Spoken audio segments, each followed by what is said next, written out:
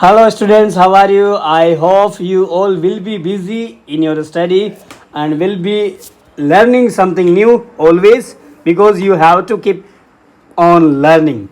So, students, today I have brought chapter number 8, MIJBIL the Otter, from your Beehive textbook. And who is MIJBIL? So, you can have this picture. This is the name of the otter. Okay, so it is the name of the otter, and this is the MIJBIL. Okay, so MIJBIL is the name given by the author to this otter. Let's see. Before you read, please pay attention what we are going to learn from this chapter. Gavin Maxwell lives in a cottage in Camasferna in the West Highlands in Scotland. When his dog Johnny died, Maxwell was too sad to think of keeping a dog again. But life without a pet was lonely. Read what happened then in Maxwell's own words. Let's get started. Please pay attention before you read because you have to see one notice. This chapter has been divided into four scenes or divisions. Okay, students, there will be four sections or scenes, as well as you can also say division. Let's see first scene of this chapter. Scene number 1. Early in the new year of 1956, I traveled to southern Iraq. By then, it had crossed my mind that I should like to keep an otter instead of a dog, and that Camasferna, ranged by water a stone's throw from its door, would be an eminently suitable spot for this experiment. When I casually mentioned this to a friend, he as casually replied that I had better get one in the Tigris marshes, for there they were as common as mosquitoes and were often tamed by the Arabs. We were going to Basra to the Consulate General to collect and answer our mail from Europe. At the Consulate General, we found that my friend's mail had arrived, but that mine had not. I cabled to England, and when 3 days later nothing had happened, I tried to telephone. The call had to be booked 24 hours in advance. On the first day, the line was out of order. On the second day, the exchange was closed for a religious holiday. On the third day, there was another breakdown. My friend left, and I arranged to meet him in a week's time. 5 days later, my mail finally arrived. I carried it to my bedroom to read, and there, squatting on the floor, were two Arabs. Beside them lay a Sikh that screamed from time to time. They handed me a note from my friend and told, "Here is your otter." With the opening of that Sikh began a phase of my life that has not yet ended and may, for all I know, not end before I do. It is in effect a thraldom to otters, an otter fixation that I have since found to be shared by most other people who have ever owned one. The creature that emerged from this shake on to the spacious tiled floor of the consulate bedroom resembled most of all a very small, medievally convinced dragon. This was from that shake came out. From the head to the tip of the tail, he was coated with a symmetrical pointed scales of mud armor, between whose tips was visible a soft velvet fur like that of a chocolate brown mole. He shook himself, and I half expected a cloud of dust, but in fact, it was not for another month that I managed to remove the last of the mud and see the otter, as it were, in his true colors.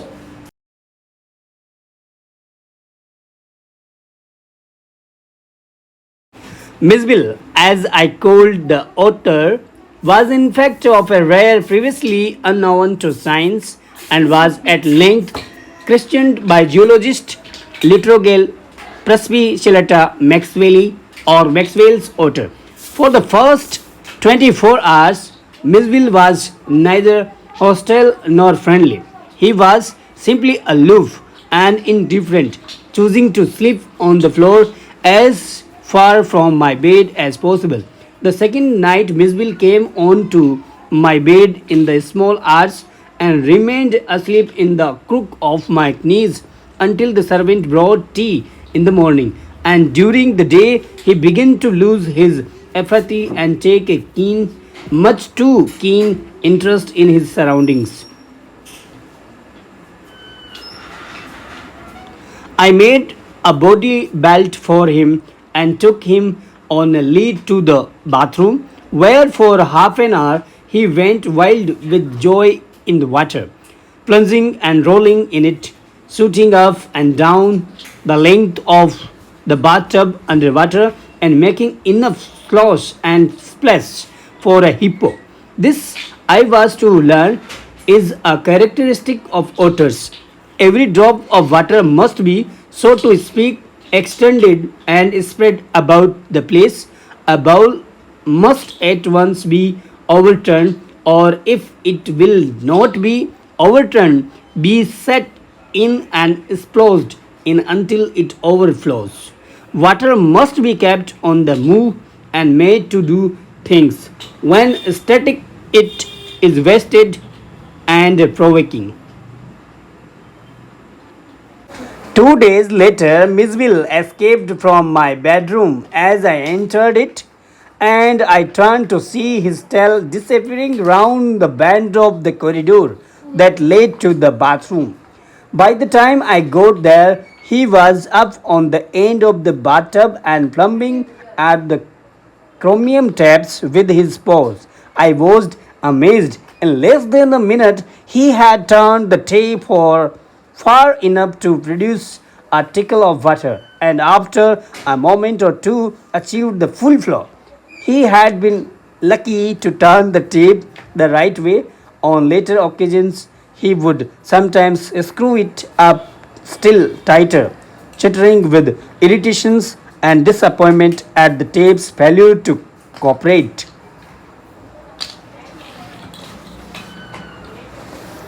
Very soon, Miss would follow me without a lead and come to me when I called his name. He spent most of his time in play.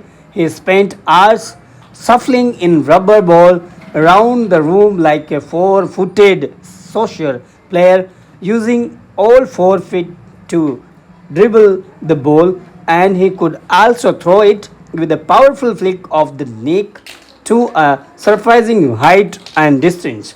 But the real play of an otter is when he lies on his back and juggles with a small object between his paws. Marbles were his favorite toys. For his pastime, he would lie on his back, rolling two or more of them up and down his wide, flat belly without ever dropping one to the floor.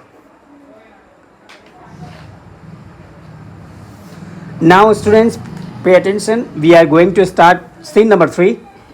As I have said that this chapter contains 4 scenes. The days passed peacefully at Basra, but I dreaded the prospect of transporting Miss to England and to Cambridge. The British airline to London would not fly animals, so I booked a flight to Paris on another airline and from there to London.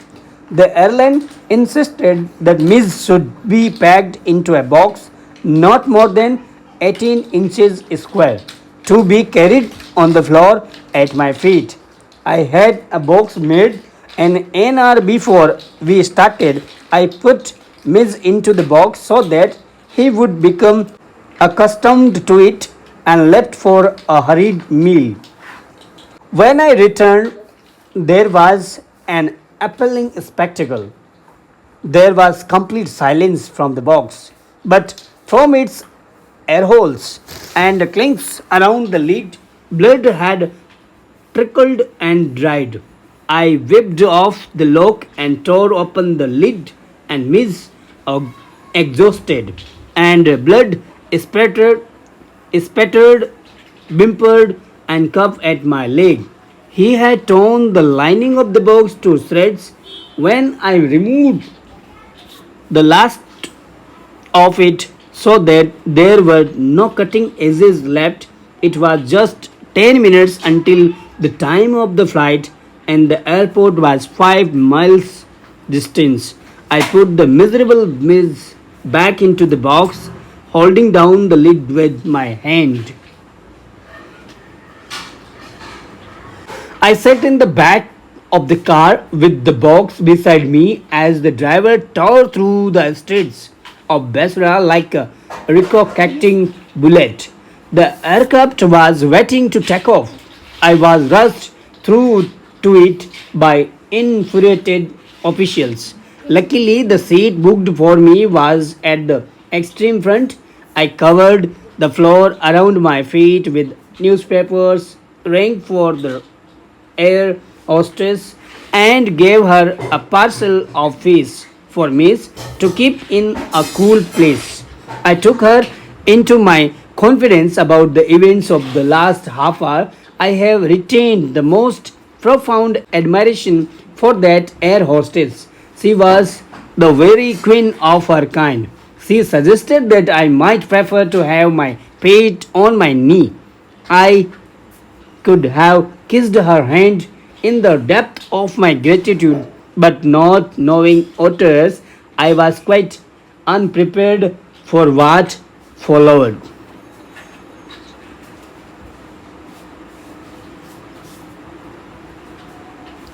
Miss Miz was out of the box in a flash. He disappeared at high speed down the aircraft. There were squawks and shrieks, and a woman stood up on her seat, screaming out, "A rat! A rat!" I caught sight of Miss tail disappearing beneath the legs of a portly, white turbaned Indian. Diving Diving for it, I missed and found my face covered in a cream. Perhaps, said the air hostess with the most charming smile, it would be better if you resumed your seat.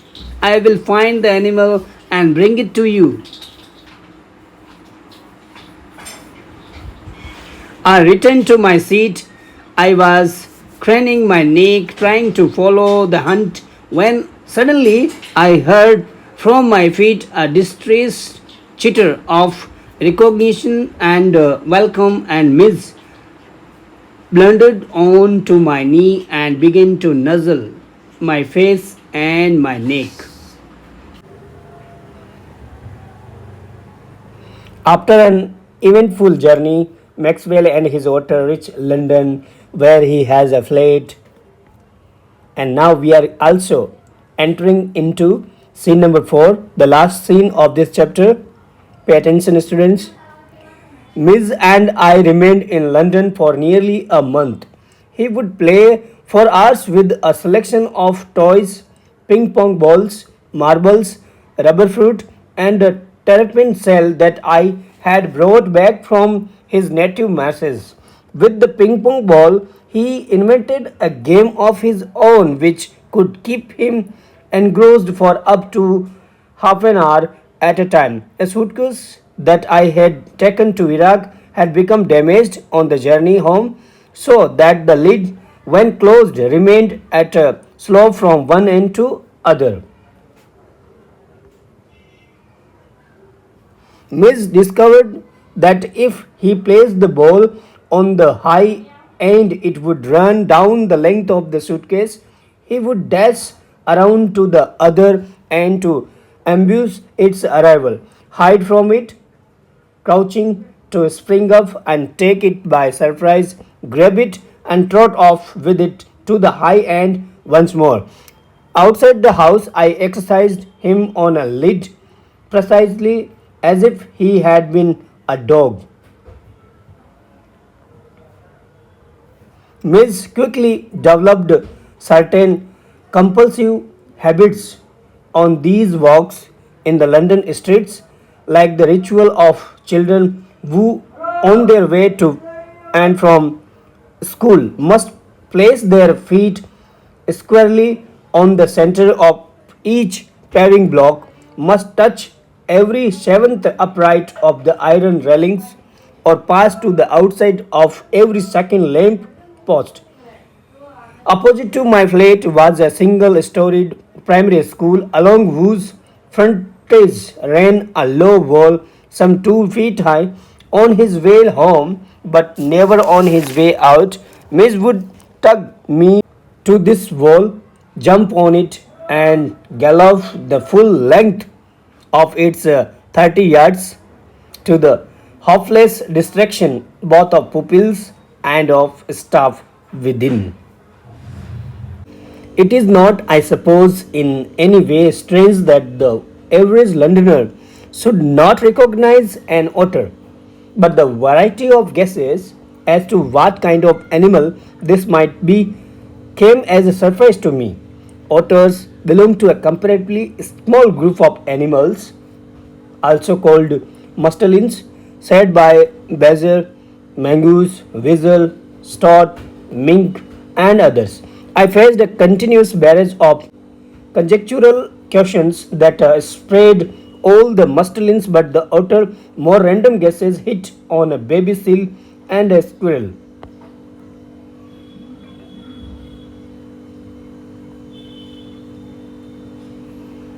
Is that a walrus, Mister? Reduced me to giggles, and outside a dog, so I heard a hippo, a beaver, a bear cub, a leopard, one apparently that had changed its spots, and a brontosaur. Miss was anything but an otter. But the question for which I awarded the highest score came from a laborer digging a hole in the street. I still far from him when he laid down his tool, put his hands on his hips, and began to stare. As I drew nearer, I saw his expression of surprise and affront, as though he would have me know that he was not one upon whom to play jokes. I came abreast of him, he spat, glared, and then glowed out, "Here, mister, what is that supposed to be?" So, students, now we have just ended this chapter. Thanks a lot for watching. Stay tuned and always keep learning, students, because we are just going to start ninth chapter in our next video. Bye bye, take care.